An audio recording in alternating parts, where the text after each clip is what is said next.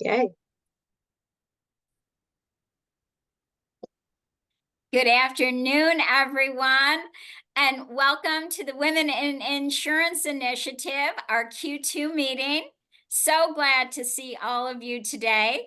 I'm Margaret Ressi-Milkent, the chair, and we are going to get this party started. So let's go on to our kickoff slide. It is not actually a meeting, it's just like a webinar. So we are a community of women in insurance and allies coming together for action. We are very excited about this Q2 meeting. We are going to be teeing up some great initiatives, some actionable initiatives for all of us to use. So this is going to be a power-packed meeting, and if we can, let's move to the next slide. So just a little bit about who we are. We are really a group of women and allies who are working together as a community, as a force for good, to make actionable change in insurance with a focus on STEM. And this is who we are, and through the power of STEM Connector, we are here leading the charge and leading the change. Next slide, please. So I want to say a big thank you to our network of leaders, Accord, Omnia Paritas, Marsh, Plus Ultra, the Actuarial Foundation, Ryan Specialty Group, and certainly to Verisk. Thank you all for your leadership and your voice, your courage, your action. As I said earlier, I am the very honored chair for this initiative, and my day job, I'm the Global Insurance Practice Leader at Diversified Search Group. Let's go to the next slide. We have a robust agenda, everybody. We are going to be getting the update from our Red Hot Catalyst Committee. We are going to be doing a pod community demo. We have a guest speaker today.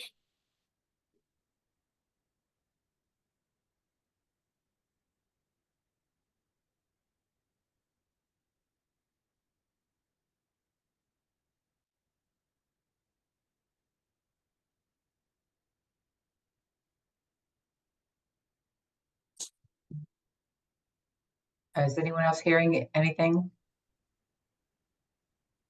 No.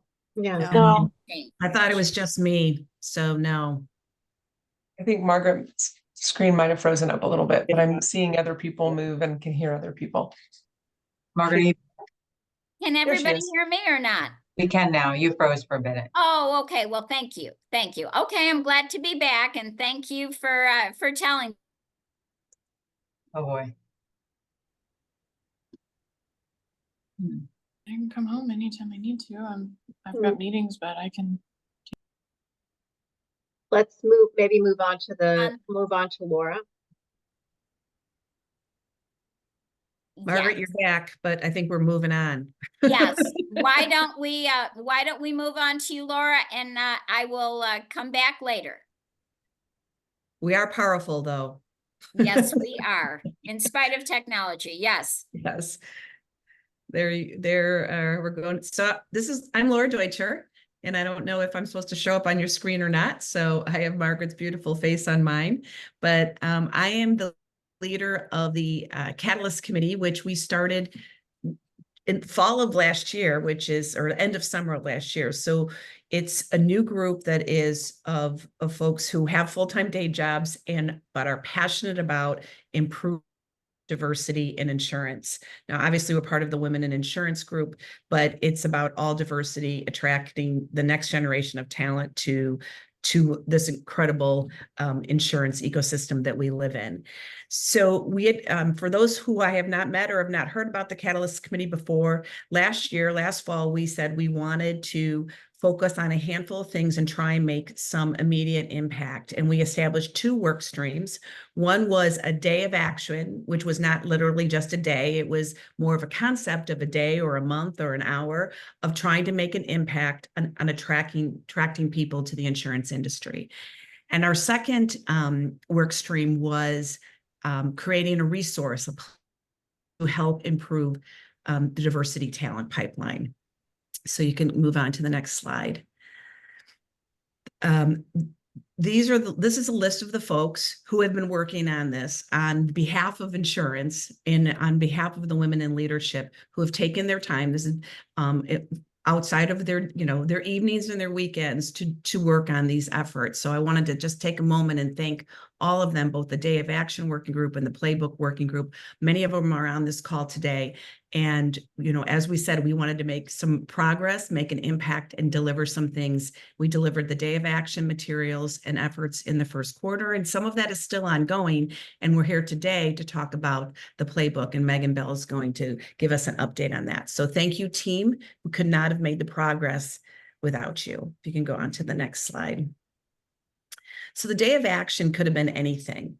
We wanted just to get the word out. We have a PR problem in insurance, that there's a lot of cool opportunities in our world. And I know Carol's going to talk about some of the statistics, so I won't get into that, but it was the driver of how do we get the word out of what all the various areas and opportunities there are for people and to join us. And there were ideas, and there's different activities. It could be helping new students in interview preparation. There were career fairs. There was one-on-ones. People were talked about lunch and learns, job fairs, meeting with students in, from a mentoring perspective. So there are materials out there. They're on the website. They're available. It's a great time to do some planning over the summer for making an impact when students, whether they be high school students or college students or young career professionals, are focused on getting off to the new year. So take a look at the Day of Action materials, and it's not a day, it's an ongoing effort. We can go to the next slide. I did want to highlight a few things. I know Candace is on this call, and Security First Insurance did several events at Bethune Cookman University. They had a career fair. They had a Dress for Success for students. So really getting the word out of the opportunities, and thank you, Candace and Security First, for that leadership. Accord had a career fair, went to the career fair at St. Joseph's and impacted or met with 50 students. Many who may have not been aware of all the opportunities there are. And Germania just recently had an actuary day where they had high school and college students come in and just hear about what an actuary does. And it's little things like this that, again, will promote what the great opportunities are in our insurance ecosystem. You can go to the next slide. But what we really want to talk about today is the DEIB playbook. And I am going to hand it over to Megan Bell, who was leading the team on this effort, and we are launching this, and it's available today. So Megan, if you want to take over from here. Sure, thank you. So this has been a really fun collaborative team effort to put this playbook together. A lot of thinking and brainstorming together, which was a lot of fun and great to get everyone's perspective. And I think what our goal really was is there's a lot of insurance companies out there, and I think everyone, especially on this call, is aware of the fact that the women in leadership is somewhat of a concern, right? There's not that many women in leadership, or in particular in insurance. And if you're an organization wanting to be more intentional about that and making an effort to get more women up into leadership positions, and just generally making your workplaces a better environment for women in your organization, then that's what this playbook is for. So what we did was kind of created this as a blueprint to follow, and it's in sequential order of how one could approach this strategy. If you could go to the next slide, please. We broke this down into sections that should help lay out the practice of this strategy. So if you want to take your first step into it, you'd start with your vision and strategy for what you want it to look like for a woman to work in your organization, and the types of programs that you might want to implement to make that possible. And of course, engaging leadership is important, and getting that buy-in from the top to make this something that the organization embraces and is part of your overall goals and mindset of the company. And then it kind of moves through different elements as far as embracing transparency, accountability, goals and commitments, cultivating inclusive behaviors. And that's really about walking the talk, right? You can say it all day, but until you practice it, it doesn't mean anything. HR systems and processes are very important to have those in place, and those are, of course, more systemic. And then the mentorship, sponsorship programs can be life-changing for people. So if your organization doesn't have one, this playbook might help make that happen. Next slide, please. And I think one of the best parts about a DEIB effort is that you can bring in the voices of other people when it is better than, trying to say something yourself. If someone else is already out there doing it well, and already walking that talk, that's where we brought in these examples of people that are really leading the charge already in the insurance industry. Most of them are showcasing it on their website or social media. They're making a conscious effort to commit to the betterment of women in insurance and diversity in insurance in general. So in this playbook, you'll find lots of examples of companies that you can click on their logo and it'll bring you directly to that resource. So we've cited them here as this is an example of what you could do, and they all relate to each of the sections. So if there's a mentorship section, the resources there will relate to a mentorship program already in practice. And then I think what we hope is that you'll share this with your HR teams, your people ops teams, even your leadership teams, as a place to start. I think it's easier to say yes to something if the kind of legwork is already done. And we have a commitment to make this a living document. So if you have suggestions to make this better after going through it, or you know of another insurance company doing something really well, or just an organization in general, it doesn't have to be insurance. We do have a Google form that we can share where you could submit your ideas, and we would love to review them and see if they'll be, part of this great resource. And I'll let Laura weigh in if there's anything else you wanted to add about the playbook, because you were a big part of this too. I think that's one of the, one of the things, if you can go to the next slide for a second, we were trying to be an aggregator of information. There's so many cool ideas out there. There's so many organizations, both companies and allies, that are already making an impact, and why recreate the wheel. So how do we gather all those things, the power of that collective information? And sometimes you need to see it to see what's possible. So we hope you spend some time going through it. If you go from your a young professional and you want to understand more about mentoring and sponsorship, it could be, there's a section from if you're a board member and how you can build expectations for the management team around how to improve diversity in the company.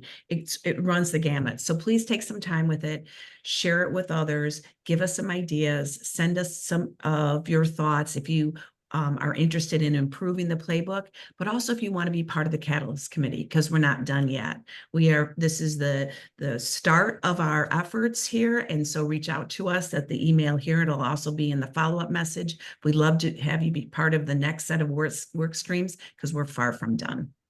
Thank you, everyone. Well, we want to offer a big thanks, Laura, to you, Megan, and the entire Catalyst Committee. I know that this was a labor of love, and it is just the beginning. And I think it's so symbolic that we are launching this in the month of freedom, Juneteenth, Pride Month.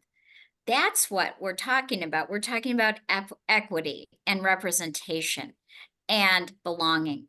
This is our moment, and there is no better time. But as far as I'm concerned, every month should be Freedom Month.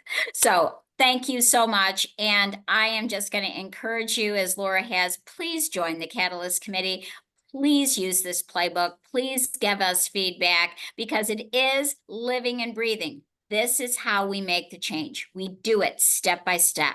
We do it together. We do it with intention, and we do it with a big smile on our faces. So thank you. Thank you both and the entire Catalyst Committee. So now we're going to move on to a really another exciting announcement. I want to welcome Maura Cosgrove, who is Director of Sales for North America for POD. So welcome to WII, Maura, and please take it away. Wonderful. Thank you so much for having me. And as I am not in the Women in Insurance group per se, I am an ally. So I'm very happy to be here and happy to be working with you all and helping you continue to work on all of these initiatives. And no better segue, Laura, everything that you said, I'm not sure if Kylie already knew this or not, but she already put some of these resources on the platform that I'm about to show you. So hopefully we can utilize this next tool that I'm going to share with everybody, and y'all can get a collection of everything there in one centralized location instead of a Google sheet. So like Margaret said, I'm Mara. I am in part of the POD community, which is a sister network of STEM Connector. And we have an incredible platform that we've created custom fit for the Women in Insurance Initiative. I'm really excited to show y'all a little bit about it. Do keep in mind, this is a work in progress. It is ready to go, but what's missing is all of y'all on this call to create profiles, and more information of that will come here. I know Kylie said she'll send over something with dates as to when we can train people or answer any questions that you might have. Thank you in advance to Tanya and Laura, because you two did get on this already. So I will be using your profiles as examples. This meeting's not about me, so I'm going to run through this really short and quick, but hopefully I leave you very excited to go on and get more information on here in the very near future. Kylie, could you please allow me to share my screen?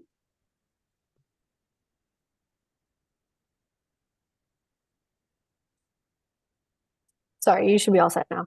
I'm good, thank you. All right, that is my dog Pam.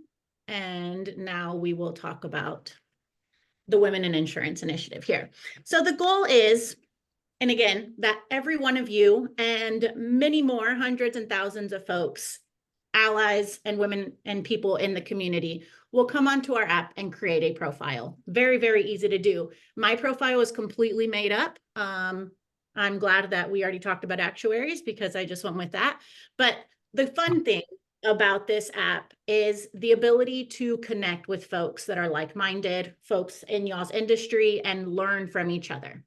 So big picture, and I need y'all to use your imagination here, is that this map will not only be in the US, but it'll be worldly, and it'll show every single person that has logged in and created a profile. Within these profiles, you will have the opportunity to explore people's work experience, education, certifications. But what's even better is you'll then have the opportunity to go and network directly with these folks. So you will all have the possibility to message each other. We will have the options to be in networking groups, similar to Slack, but a more consolidated private area. You will also have the opportunities to explore upcoming and future events that are happening within the organization and the community. I heard a lot of talk about allies. We can definitely get information here. Each one of these will take you directly to that company site to learn a little bit more about it. We don't have any mentorships posted, but this will be the area where every one of you will be able to go in and see every single person who has posted themselves as a once you're posted as a mentor, and we'll talk more about this, people will have the opportunity to type in actuaries, getting started. I'm an entry-level college grad, and I'd really like to talk to somebody who maybe was a psych major, but now is leading an organization in economics or anything at all, and find out who might have some of those keywords within their profile.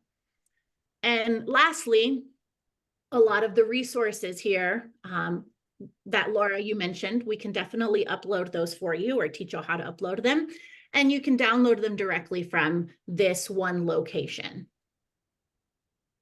I'll just give you a quick view of what looking at creating a post would be. We'll walk you through this at another time. Again, you can see your messages and you can access your networking groups. So I'm going to stop, and I'm not sure if I have a couple minutes to any responses, reactions, excitements, woohoos. I will take all of those. Thank you, Mara. I think you have a lot of who's going on in the chat. This is amazing. And can I tell you, this has been on our wish list. And finally, Santa has delivered. So thank you so much for this. I don't know if there's any specific questions in the chat, but we're gonna play with this. We're Absolutely. gonna help you populate it. We're getting a lot of likes and loves, and we're excited, and we're ready for this. This is gonna help Wonderful. take us to the next level. It is intentional, right? And this is a way for us to build community and to advance. And that's what we are all about here. So Mara, our thanks to you, Pod, STEM Connector, for your vision and your leadership. And on with the show. We do have a question here in the chat. You might want to pick this one up. Do you have the ability to link with a LinkedIn profile? Yes, that's one of the functionalities. We can link in with your profile. You can sign in with your LinkedIn once you create your own login, so you don't have to update things in both sections. So yeah, and not to steal the thunder from this, because I know there's a lot of other information you'll have to look over or talk about, but I know Kylie will be sending out an email, and within that email, we will have a hour session or something related to Only Pod, so we can definitely dive into all of those questions for y'all and make sure that you have the support needed to make this little community even stronger than it already is.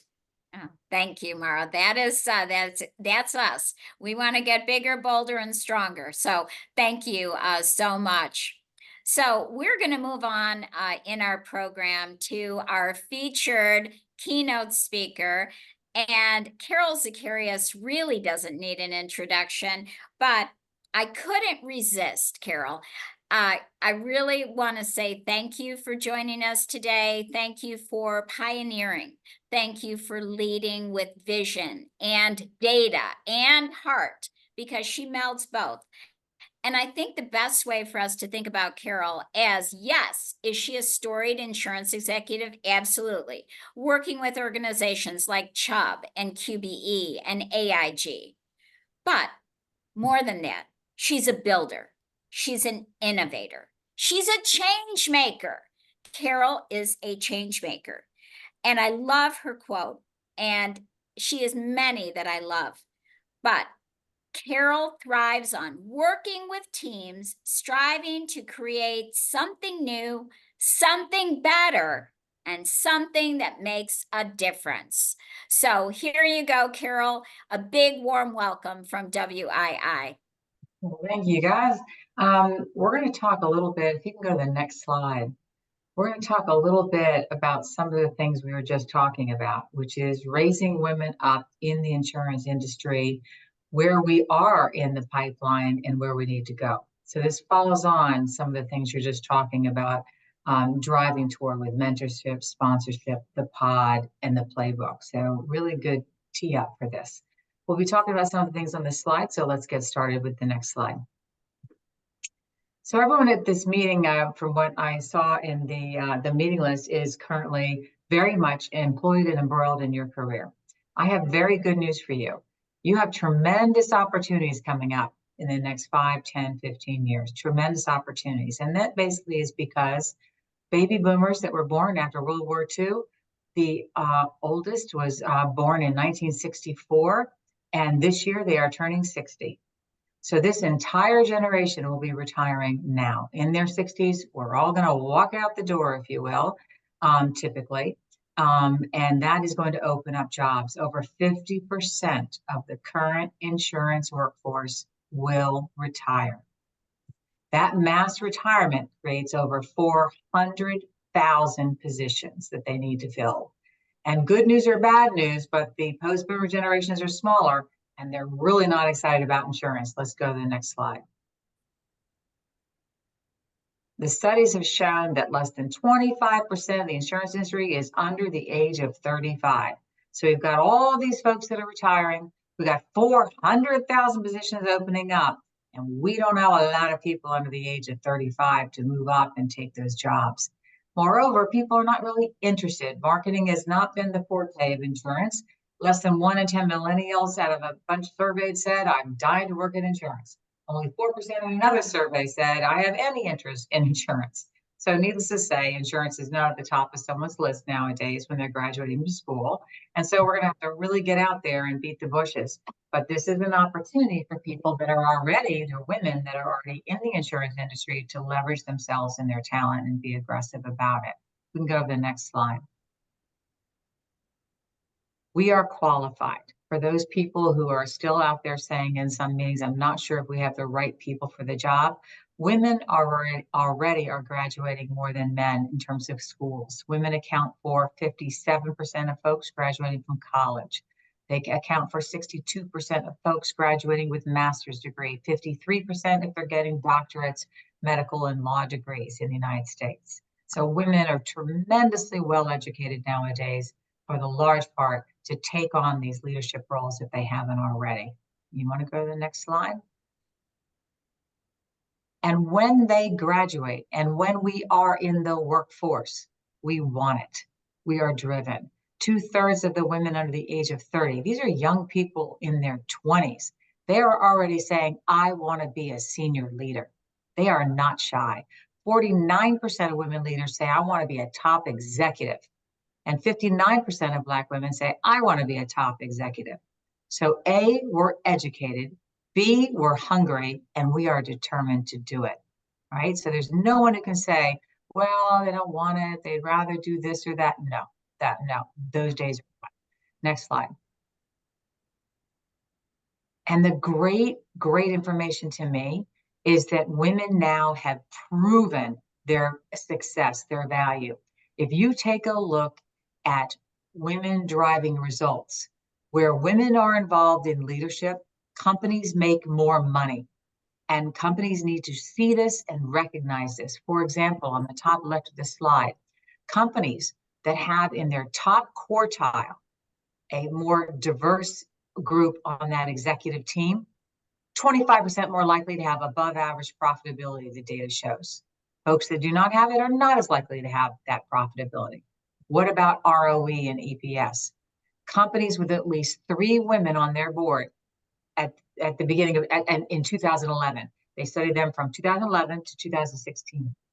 10% ROE versus -1 for those folks who did not have at least 3 women on their board. And 37% increase, or 37% of earnings per share are coming into that company versus those companies that do not have women on their board, -8% EPS. So if you have women on your board, your ROE is 10%. If you don't, it's -1%. If you've got those 3 women on the board, your EPS is 37%. If you don't have women on the board, it's -8%. Women are making the difference. And lastly, down at the bottom, is women are driving growth. It's not just, oh, we can come into a company and we can really tweak it and get the profit going and get the ROE going.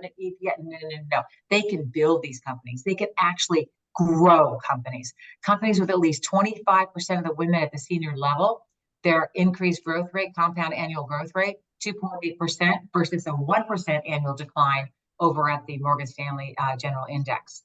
Companies with at least 33%, not 25%, but 33% of women at the senior level grew 4.7%. And companies with 50% of the women at senior level grew 10.3%, in contrast to that 1% decline at other companies. So women bring in more profit, women bring in more ROE, women bring in better EPS, earnings per share, and women drive increased growth rates. That's cold, hard facts. And these women are educated and they want the senior positions, right? So we've got a track record now we can fall back on and start talking about. Next slide. The other thing that is really becoming readily apparent in this decade is women not only are better at running companies and bringing in money, women are better at not only running the companies, leading the companies, bringing in return on equity and all that good stuff, but women are our business customers. They are the people that we are insuring in companies today, retail business customers, right? So it's really a good idea to have women on the executive level, the leadership level of insurance companies, because we know our customer, which is increasingly female. Women own 42% of businesses in the United States.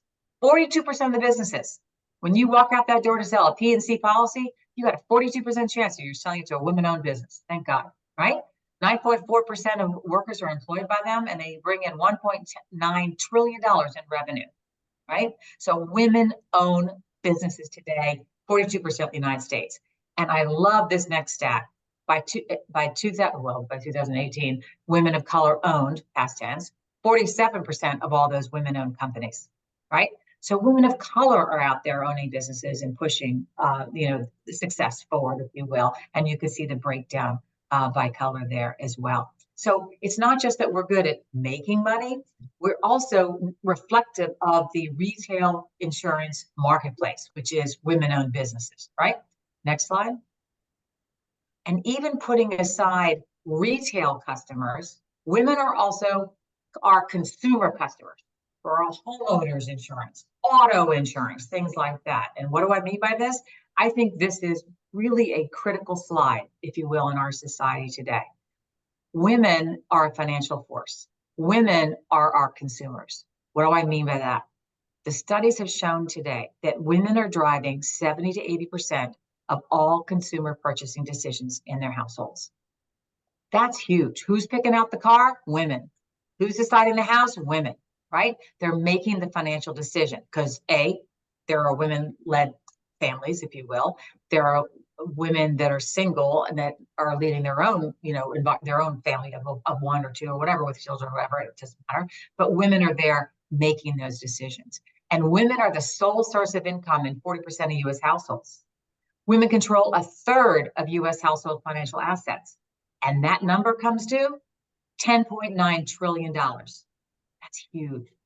There was a 30% increase between 2014 and 2019 alone in married women making the financial household decisions I talked about a moment ago.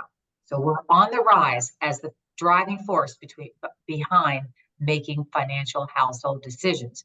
And the estimate is that by 2030, women are projected to control $30 trillion in financial assets that baby boomers will possess. So those baby boomers that are the youngest of which is hitting 60 this year, as they begin to age, and the earliest is much older than that, 74, I think, but as they continue to age out, they're going to be turning over controls of their finances to their spouses. Sometimes those are women, or their children. Sometimes those are women. So women are coming into control not only of their own financial assets that they've earned with great success, but they're also coming into control of their partners or family assets, right? As baby boomers age out and turn the investment management and other management over to their female members of the family. $30 trillion is a lot of money, right? So women are our consumer customers as well as our business customers. And that's why the insurance industry needs to start reflecting that, if you will. So let's go on to the next slide. What are you eating? So how are we doing in the workplace today? Are women as prominent in the workforce as they are as consumers, as they are as our retail customers? And the answer is not so much, right? Women in the global workforce, this means all women around the globe in every single country, no matter how small. What is the female participation in the workforce overall? The global labor force participation rate for women is just over 50% compared to over 80% for men. More men work than women if you look at all countries. We're going to change that up in the next slide when we look at developed countries, particularly the continent, the UK and the United States. But in general, I wanted to really level set, though, and we have an idea of how do we fare in all countries, because all countries are important. The female participation rate is pretty flat over the last few decades, but some countries are better than others. Sweden, 80%, Norway, 75%, Netherlands, 75%. I can tell you why. They made a huge effort since 1960, 1970 to institutionalize changes in their countries that enable women to work. They have tremendous childcare provision, if you will. They have huge time off when you have a baby and so on. So they really made it possible for women to work and to continue to work. And that's why you're seeing numbers like 80%. North America, 68.5.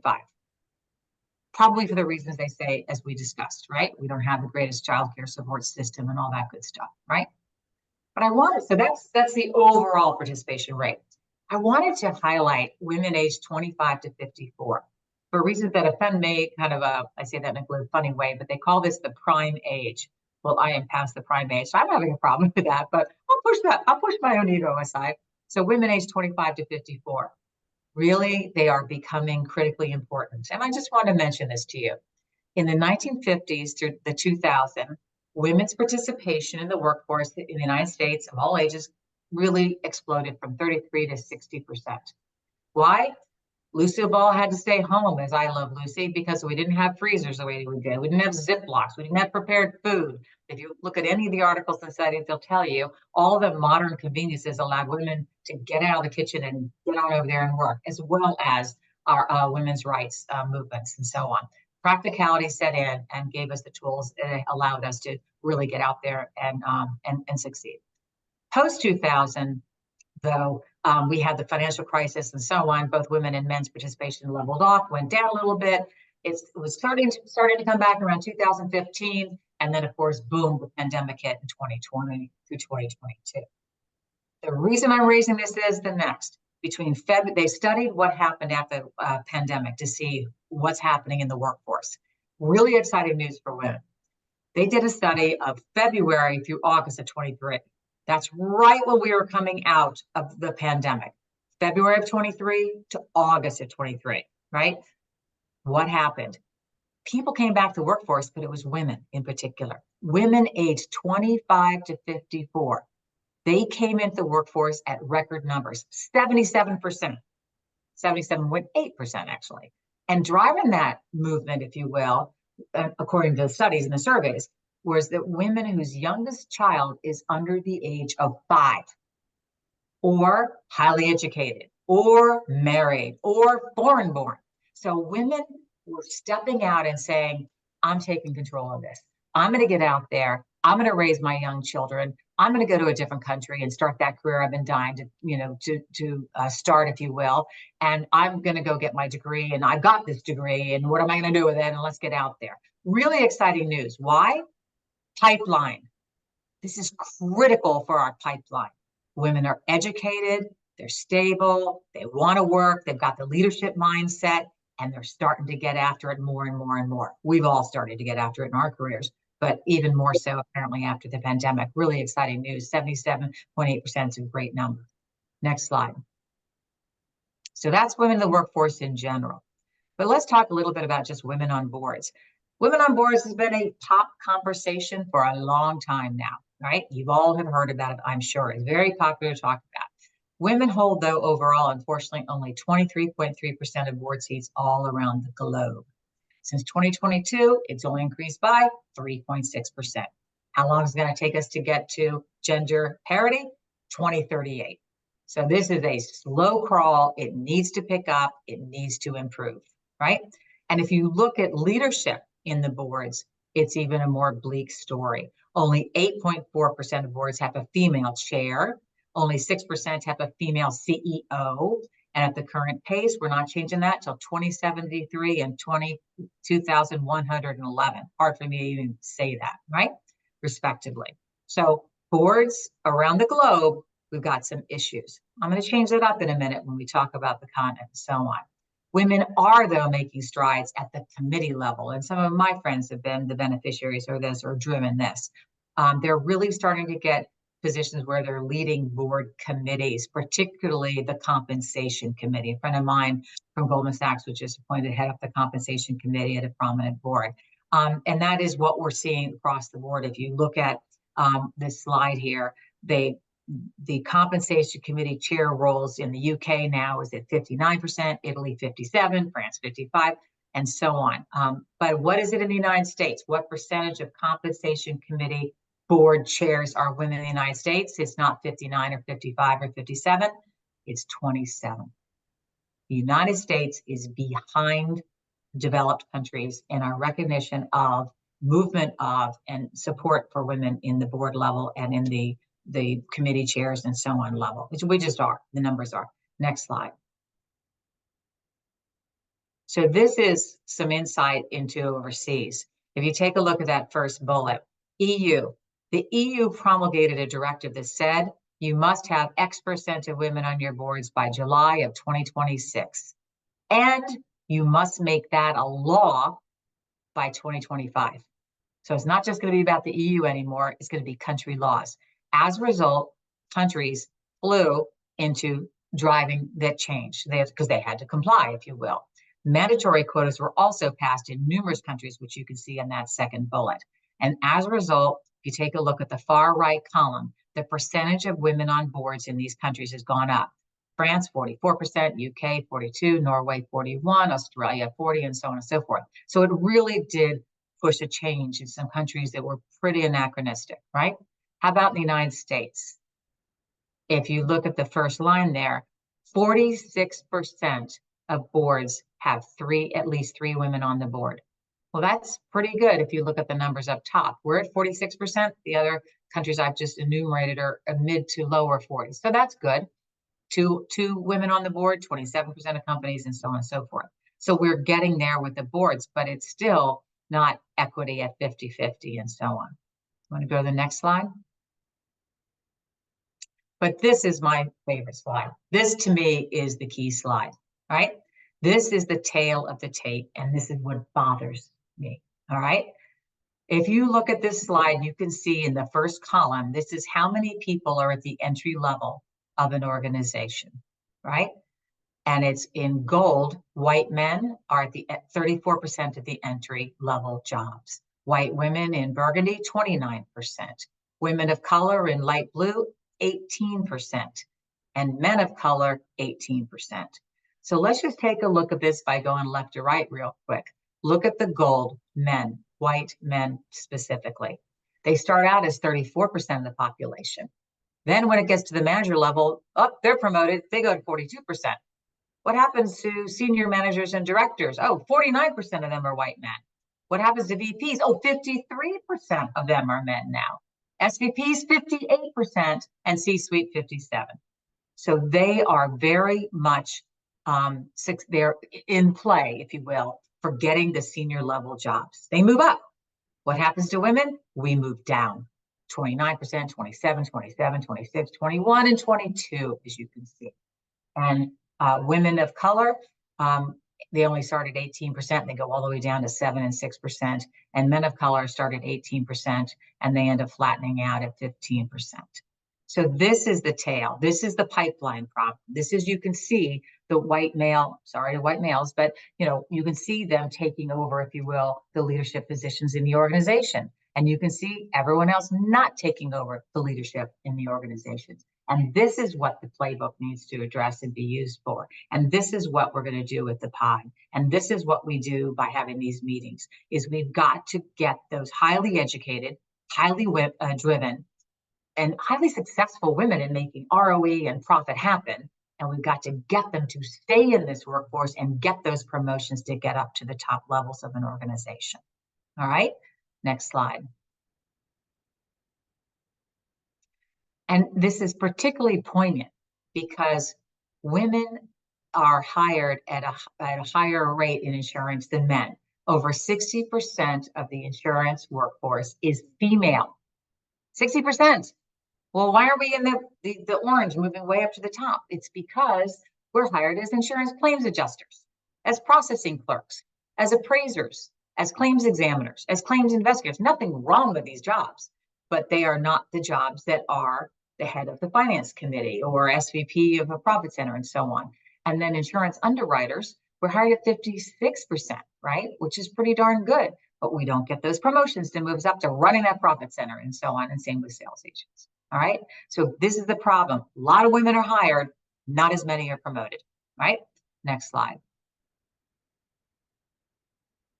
And if you just take a sampling of some of these positions, if you will, in the bold, and then the bullets, leadership, VP, executives and officers, and C-suite, women hold 30 in insurance. Women hold only 30% of the leadership roles. Men hold 70. Women are 30% of the vice president positions. Only. Women are only 21% of the executive and officer positions in insurance companies. Only 18% of C-suite positions in the industry are occupied by women versus 26% for all industries. We can't even live up to US standard, much less the overseas standard, right? Next slide.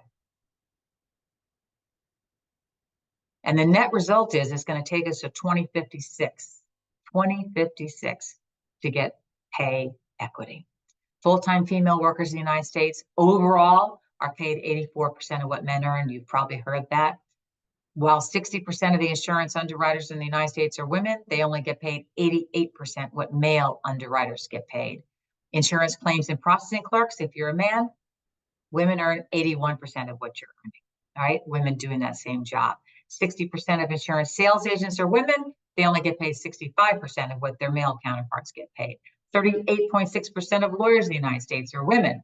They earn 83% of what males earn.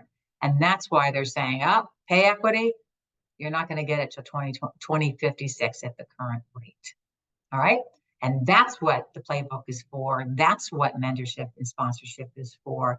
That's what lending a hand up, bringing somebody up in the ranks is for, because we've got to really jump this system so that we vanquish these numbers. Next slide.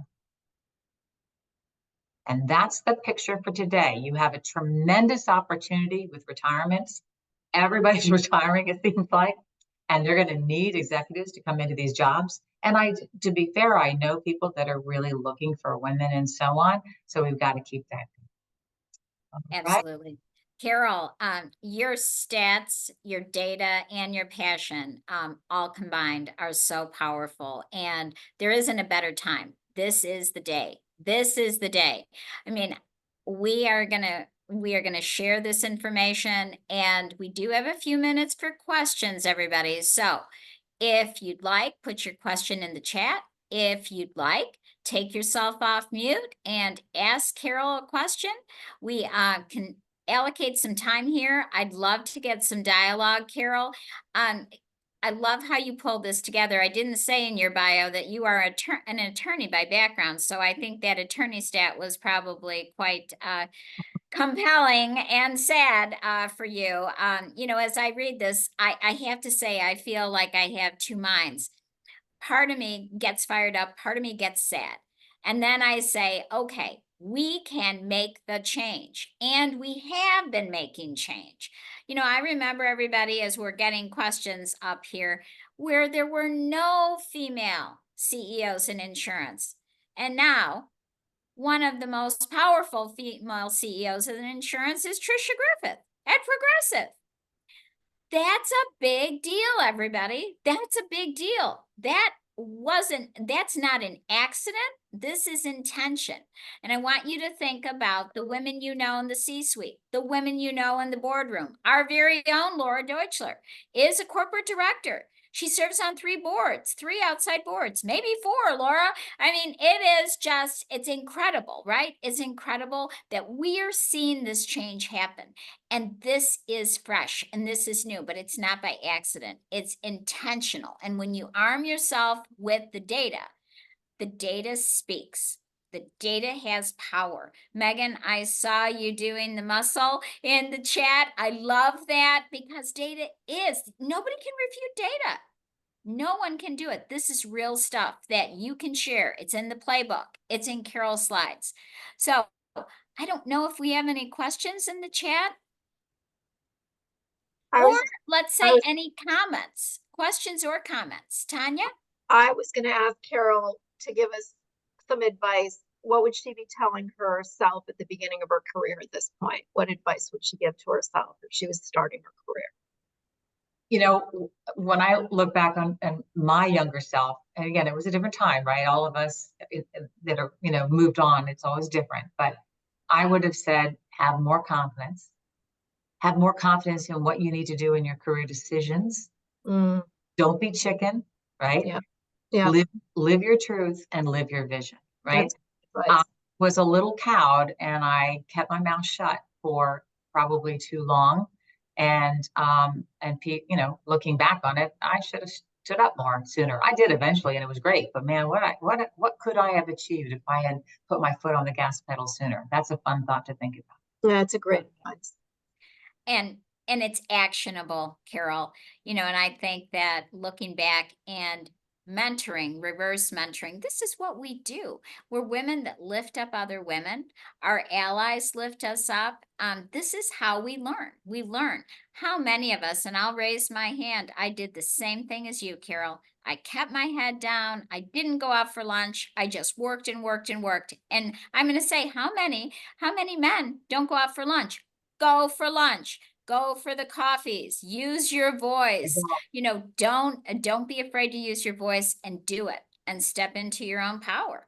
And I will add that at a certain point in my career, everyone started talking about mentorship and, oh, isn't this great? Everyone's going to have a mentor. We're going to do this. And I still very much believe in mentorship. But I went to round after round of women's meetings where they talked about, they would bring people in to give us advice. And I tell you, I got to a point where I stood up at one of these presentations up in Connecticut at a meeting, and I said, I'm going to tell you all that I'm not going to tell you anything that you should be doing differently because you're not broken and women don't need to be fixed. Oh, I love that. Okay? We are not broken. We don't need to be fixed. I'm not bringing anyone in here to tell you all what to do. We need the people in the positions of power to be fixed. And that means sponsorship.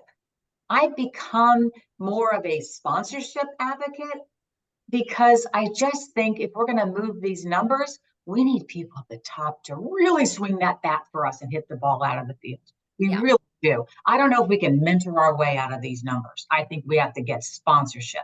So Absolutely. I'll just leave you with a sponsorship message. We're not broken. We're good. Women have education. Women bring in profitability. Women know what to do and so on. We just have to be given that opportunity that we've been begging for. I love that. And it's, you know, it's an ecosystem that we're creating. I will say there's a place for mentors. There's a place for sponsors. There's a place for a personal advisory board. You really need all the tools in your toolkit because that's the only way we're going to accelerate, because I don't like that number, that 2056 number, don't like that number. This is the time that we've got to put our foot on the gas and we've got to accelerate. We can do better. I know we can do better. And that's why we're all here today. You know, this is how we learn, how we grow, and how we keep telling the story. So one of the actions is tell this story. Bring it to your own network, bring it to your own company, your own team, your own ERG, your own board of directors. Really important to share this because sometimes people don't know. They don't know about that broken pipeline. That broken pipeline slide, Carol, is compelling. Like that should be in the Wall Street Journal. That is a compelling slide. So compelling. Now somebody asked, I'm sorry. Oh, I'm sorry. I also have a question. I just don't feel like typing it on board. But Yes. with regards to your sponsorship, I totally agree because when I was working, one of the key things I've noticed is it's not mentorship that I need, is sponsorship, right? It's the good old boys club, but we want to open it up to the good, to the girls as well. Because if you think about the good old boys club, it's all about the sponsorship, right? That's how they get to that program. We just need, I don't want you to break the good old boys club. I just want you to be included in the good old boys club. At the end of the day. So during my career break, I actually have thought about the sponsorship, like how would that work? Because there are some challenges to it.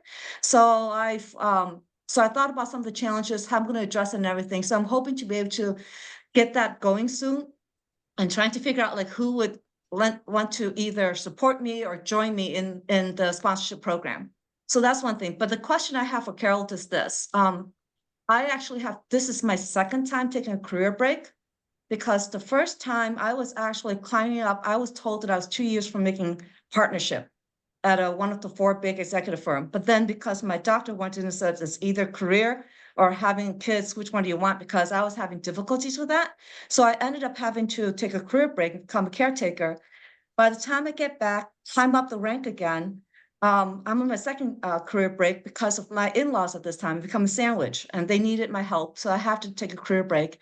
But I guess the question I'm having to ask you this is that's fantastic. There's a lot of program for helping women to come back into the workforce, but there doesn't seem to be a lot at the executive leadership level, because each time I try to come back, they keep on trying to tell me that I need to come back at 2 or 3 years out of the college. He's like, from the beginning, with all the years of experience, I have a US AI patent, for heaven's sake, right? And I've led organization of data science engineers, and yet somehow it's hard for me to kind of convince people to let me back in again, because all of that didn't go away. If anything, it should be more in demand. So I was kind of curious, Carol, are there any programs for us women who have to take care of the family and come back and like to come back, maybe not the same level, but at least not too far down the level?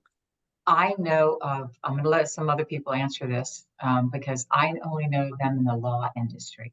Law firms have instituted programs where they say, if you need to take time out, you can come back in, and they actually find you senior positions on cases or projects and things like that. You have a shot at getting back. And the reason is they were realizing they were losing all of this talent. Then they have to train up the junior associates. And by the time the junior associates got to a level where they could take on these responsibilities, they needed to take a time off. So they said, wait a minute, we got to fix this little problem. And so they actually created a way for women to come in at a senior level after a break in the law firms, in some law firms. I do not know of this, though, in the insurance community. And I saw somebody ask in the chat, how do I get a sponsor? This is the nut we got to crack. I don't know if anybody's got the answer, but somebody did say personal advocate, mention my name in circles when necessary. So Kimberly, maybe you can step forward and talk about that. But I don't have the advice. I haven't seen it in the insurance industry where they figured out a program to get women back in at a senior level, an executive leadership level after breaks. And by God, they need it because there's so much talent out there at the senior level. So No, you're so right. That's Carol, a good idea. I think. I think- have not seen it specifically in insurance, like, you know, program like the law firms. I have seen it anecdotally, and I've seen actuaries successfully take a career break and come back. I have seen that.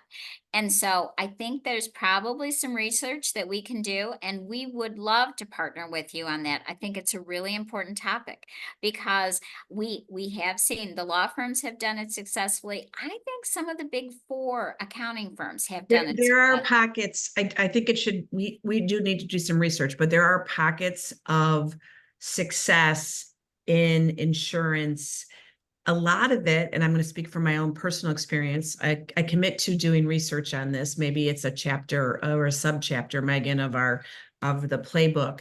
But it's about your network. In my own personal experience, I took a 7-year break from CNA Insurance to Gallagher Bassett and went from being a executive vice president at CNA to being the CFO of Gallagher Bassett with 7 years off to take care of my family. Same kind of thing. I was sandwiched.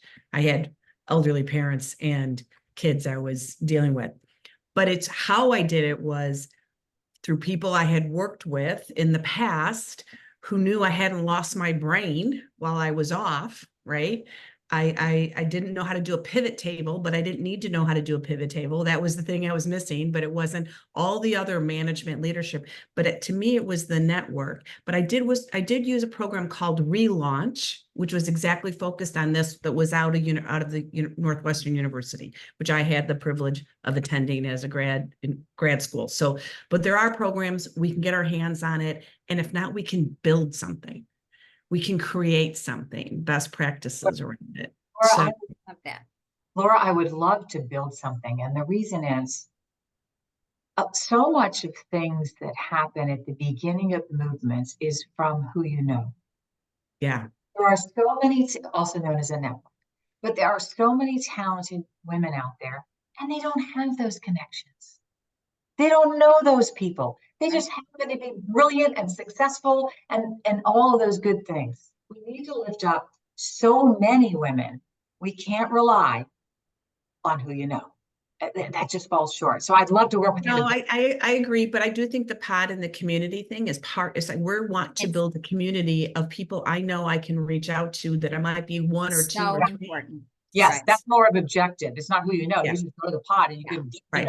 one. And that's the key here. We're building a living, breathing ecosystem. We are a community and we're going to put all the tools in. And I think, thank you, Laura, for the Catalyst Committee taking on some extra research. This is a great discussion.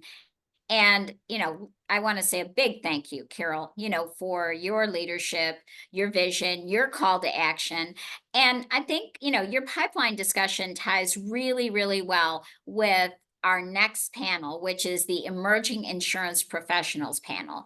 This is such a critical moment. We've got to fill this pipeline. We've got to talk about why.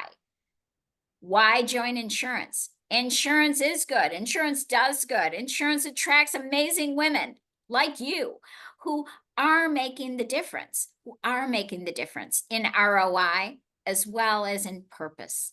We are women of purpose. So we will be moderated by Kim Brown, the executive director for the Coalition for Equity in Wholesaling, and more to come. That'll be coming soon.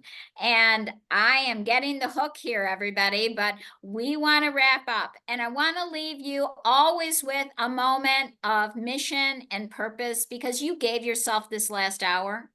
It's self-care. It's important. In this life, you have to be your own hero. We all have superpowers. Think about your superpowers. Be your own hero. Come back. Join us. We are here. We are busy. We need you. Come and join us. The door, the windows, everything's wide open. So thank you all. Namaste, everyone. Thank you. Thank you.